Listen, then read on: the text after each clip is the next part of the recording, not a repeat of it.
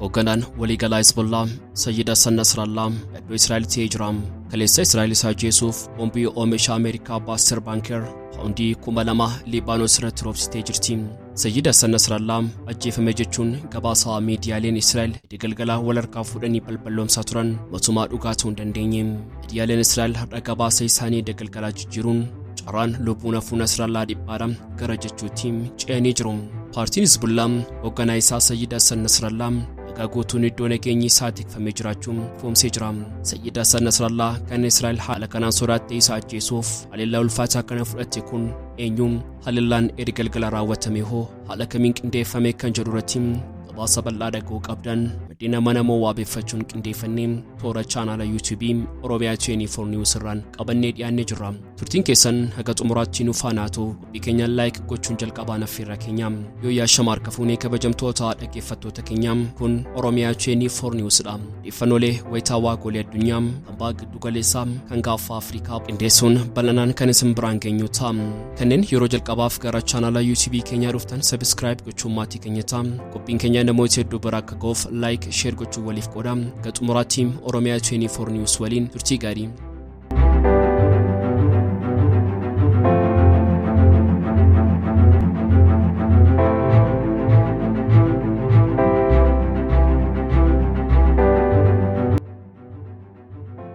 Israa'el ganaa waliigalaa Hizbollah gameessaa siyaasaa Sayyid Hassan Nasrallah ajjeesuuf haleellaa qilleensarraan kaleessa raawwateen boombii hamaan Liibaanos barbadeessitee jirti. Israa'el kaleessa kibba magaalaa Beeruutitti kan argamu biiroo olaanaa Hizbollaadha kan jedhamu dabalatee gamoo gurguddaa 3 guutummaatti barbadeessuun namoota nagaadanuu fixxee jirti. Opereeshiniin haleellaa ulfaataa kan qondaalota waraanaa olaanoo Israa'eliin durfame kun kaayyoon isaa hoogganaa waliigalaa Hizbollah Sayyid Hassan Nasrallah ajjeesuuf kan gaggeeffame yoo ta'u odeessi maddeen amanamoo biraa ba'aa jiru akka akeekutti opereeshinichi manii isaa rukunnee galma yaadee milkeessine jedhamee jira. Sayyid Hassan Nasrallah haleellaa kana jalaa miliquu isaati.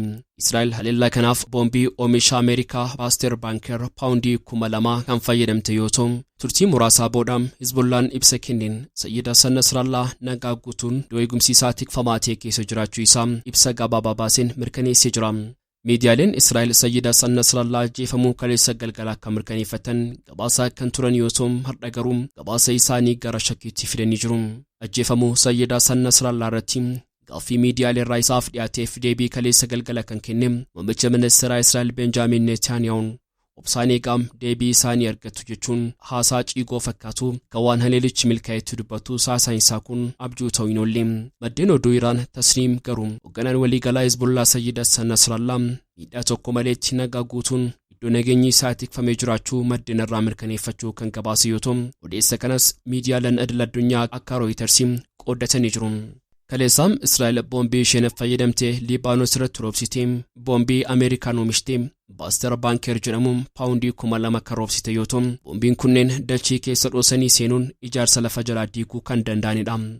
Haaluma kanaan kaleessa gamoo biiroo guddicha Hizbollah dabalatee naannawaa sana kan jiran gamoowwan 4 Israa'el Sayyid Hassan Nasrallah ajjeesuuf haleellaa raawwatteen barbadeessitee jirti.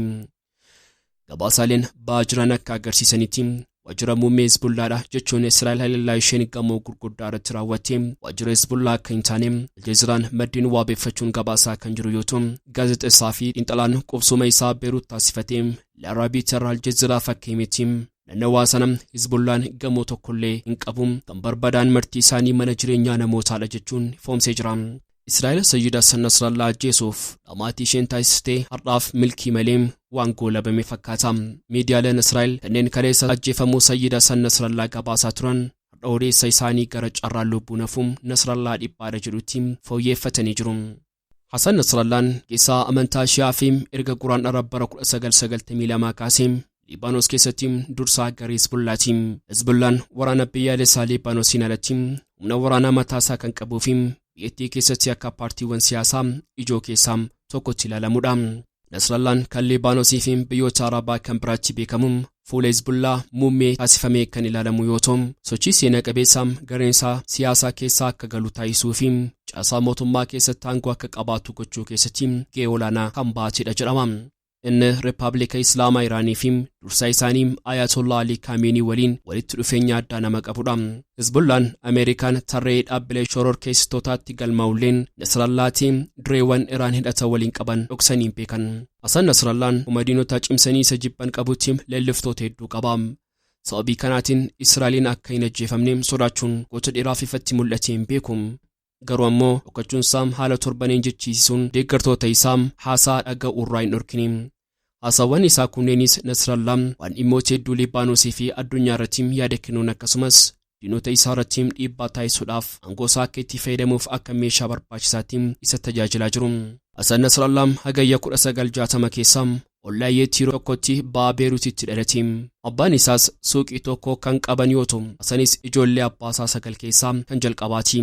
Waraana walwaliinii Liibaanos keessatti wayita eegaluun inni mucaa waggaa 5 ture. Biyyi xiqqoon galaana Meeditiraaniyaa irratti argamtu kunis lammiileen ishee daangaa sararuudhaaf amantaa fi sabaratti bu'uureffachuun waraana cimaa walwaliinii waggaa 15f geggeessan. Jalqabbiin waraanichaas abbaan Hasan Nasrallaan Beeruut gadhiisee gara mandara firoota isaa kibba Liibaanositti akka deebi'uuf murteessu taasise. Ollaan sunis Albuzeeriyaa kan jedhamtuu fi jiraattonni ishee Shi'aa kan ta'anidha. Inni barnoota sadarkaa tokkoffaa fi lammaffaa achuma keessatti kibba Liibaanositti dabarse. Hasan Nasrallaan gara Liibaanositti erga deebi'ee waggaa tokko booda Iraan keessatti warraaqsi uumame. Akka abbaa Musaavii fi Hasan Nasrallaa kan dinqisiifannaa abbootii amantaa argate Ruuhullah Khomeiniin aangoo qabate. Taateen kunis walitti dhufeenya Shi'aa Liibaanosii fi Iraan jidduu haalaan geeddare. Dabalataanis jireenyi siyaasaa fi qabsoon hidhannoo Shi'aa Liibaanos baay'ee taateewwan Iraan keessaa fi ilaalcha Islaamummaa Shi'aa irratti dhiibbaa olaanaa taasisee jira. Hasan Nasrallaan jijjiiramni olaanaa kunis irra caalaan sababii Ruuhullah Khomeiniitiin bara 1981 keessa Nasrallaan dursaa Riippaabilika Islaamaa Iraan yeroo sana Teeraanitti wal arge. Khomeiniin ammoo Liibaanos keessatti bakka bu'aasaa kan dhimmoota faayinaansii hordofuu fi maallaqaa qabuuf muude. Kanaafuu Nasrallaan Iraanitti yeroo yerootti deddeebi'aa ture. Kanaanis qaamolee murtee dabarsan olaanoo fi qondaaltota mootummaa Iraan keessaa waliin walitti dhufeenya addaa uummate. Yeroo kanattis Liibaanos kan wal waraansaan dadhabdee fi tasgabboofne loltoota Falasxiiniif bu'uura cimaa taate.